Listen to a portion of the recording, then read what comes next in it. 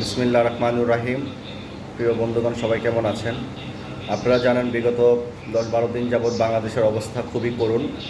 আমাদের ছাত্রছাত্রীর রক্তাক্তে আজ বাংলাদেশ চলছে।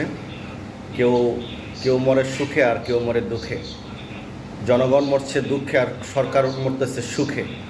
সরকার আছে শুধু রেমিটেন্স নিয়ে, যে রেমিটেন্স পাঠান, দেশ উন্নয়ন করেন। আমাদের হাজার হাজার শিক্ষার্থীকে মেরে ফেলেছে, তাদেরকে নিয়ে কোনো টেনশন নাই। এবং প্রধানমন্ত্রী নিজে কিছু ব্যক্তিগত আত্মীয় স্বজনকে ডেকে, মানে যারা মারা গেছে, হয়তো তারা শিক্ষার্থী হোক আর সিভিলিয়ান হোক, ব্যক্তিগত বিষয়ে যারা প্রধানমন্ত্রীর দপ্তরে তলব করেছে, এবং তাদেরকে বলেছে যারা এই হত্যাকাণ্ড ঘটিয়েছে তাদেরকে জনগণ ছাড়বে না। তো আপনারা বলুন তো, এই হত্যাকাণ্ড কারা ঘটিয়েছে? সরকার ঘটিয়েছে নাকি জামাত বিএনপি হেলিকপ্টার থেকে গুলি করেছে? জামাত বিএনপি, কথায় কথায় জামাত বিএনপির নাম আসে। এই হত্যাকাণ্ড কারা ঘটিয়েছে? সরকার ইঙ্গিত ছাড়া কি হত্যাকাণ্ড করতে পারে? পুলিশ সরাসরি গুলি করছে, পুলিশ সরাসরি গুলি করতেছে, এবং ডিফেন্সের লোক রাস্তার মধ্যে শুয়ে শুয়ে একদম এইম করে করে গুলি করছে। আপনারা দেখেন হেলিকপ্টার থেকে যে ধরনের গুলিটা করতেছে, শুধু খালি পরিমাণটা দেখেন আপনারা। আমি আপনাদেরকে দেখাচ্ছি, আমি আপনাকে দেখাই, সবাই ভালোভাবে দেখুন। দেখুন, এটা হচ্ছে সেনাবাহিনীর পোশাক পরা। এলএমজির ব্রাশ ফায়ার করা হচ্ছে।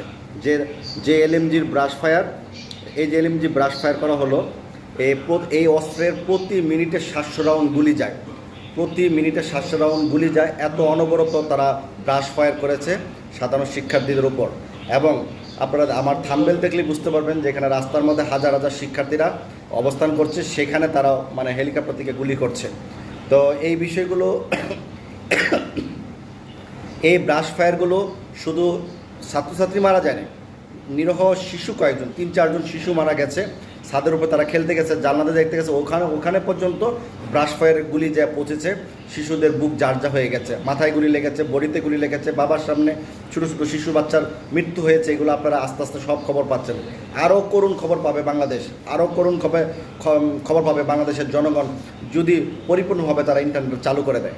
কারণ চালু করলেই সব কিছু বেরিয়ে আসবে। তার মধ্যে 4 জন শিশুর মধ্যে একজন আছে পুলিশ সদস্যর সন্তান।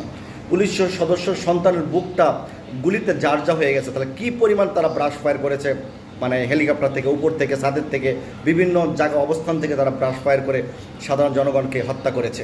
তো সরকার যতই বলুক যে আমরা বিচার, মানে জনগণ বিচার করুক, জনগণ বিচার আওয়ামী লীগ সরকার কী করবে? আওয়ামী লীগ সরকার কী করবে? প্রশাসনের বিচার করবে। আজকে যেভাবে দেশ চলতেছে, এভাবে একটা রাষ্ট্র চলতে পারে না। আমি ভিডিওটা আবার দেখাচ্ছি আপনাদেরকে, আপনারা ভালোভাবে ভিডিওটা দেখুন যে কীভাবে ব্রাশ ফায়ার করা হচ্ছে। এবং প্রতি মিনিটে 700 রাউন্ড গুলি যায়। এটাকে বলা হয় এলএমজি লং, মানে এটা লাইট মেশিন গান আর কি, যেটাকে বলে। দেখেন,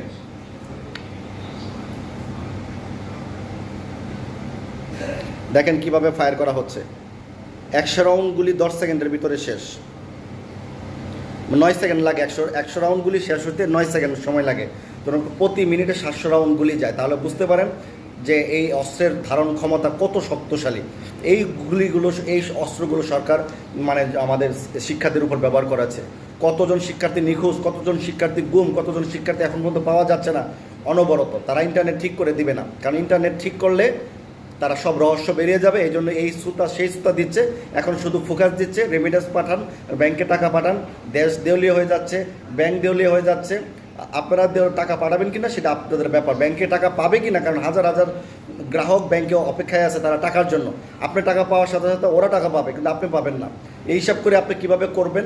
কারণ সরকার যদি জনগণকে ভালোবাসতো, দেশকে ভালোবাসতো, তাহলে এই ধরনের আত্মঘাতী সিদ্ধান্ত নিয়ে আমাদের দেশের জনগণ, ছাত্রছাত্রী, ব্রিলিয়ান্ট শিক্ষার্থীকে তারা হত্যা করতে পারতো না। সরকারের যদি চুল পরিমাণ দেশপ্রেম থাকে, তাহলে দ্রুত এই দেশ মানে তার ক্ষমতা থেকে পদত্যাগ করে পুনরায় একটি সুন্দর নির্বাচনের মাধ্যমে দেশের জনগণের ভালোবাসা নিয়ে একটি নতুন একটা সরকার গঠন হবে, সেটা যে কোনো সরকারই হোক। প্রিয় বন্ধুগণ, আপনারা লাইভটা বেশি বেশি করে শেয়ার করবেন এবং প্রতিবাদ জানাবেন কত পরিমাণ অস্ত্র ব্যবহার করা হয়েছে আমাদের নিরস্ত্র শিক্ষার্থীদের উপর। পাকিস্তানি এরাও বাংলাদেশের উপর এত অত্যাচার করে নাই। বর্তমানে আওয়ামী লীগ সরকার যতটুকু অত্যাচার করতেছে, যতই কিছু করুক, শাক দিয়ে মাছ ডাকতে পারবে না। প্রিয় বন্ধুগণ এবং প্রিয় প্রবাসীরা, আপনারা সবাই ঐক্যবদ্ধ থাকুন। দেশ মুক্তির জন্য সকলের ভূমিকা অপরিসীম, সকলের ভূমিকা দরকার এই দেশকে বাঁচানোর জন্য। ধন্যবাদ সবাইকে। আসসালামু আলাইকুম।